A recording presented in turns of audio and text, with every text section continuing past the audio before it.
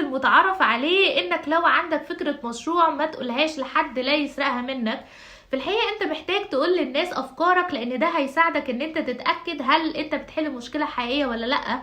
وممكن تلاقي ناس اصلا عايزة تساعدك وبتديك علاقات وبتوصلك لناس تانية. فكرة ان حد ياخد المشروع بتاعك ويعمله مش دايما بتحصل، لانه ان انت تعمل مشروع ده وقت ومجهود وفلوس، مش كل الناس عندها الطاقة ان هي تعمل ده.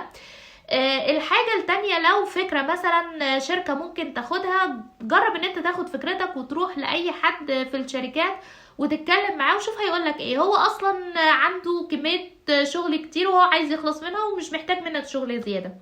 الحاجة التالتة، لو حد خدها منك وطبقها فهو بيشيل منك كل اللود اللي بيبقى موجود في الاول في التعليم، فانت تقدر توصل لتشوف هو وصل لايه وبعد كده انت تكمل من عليه.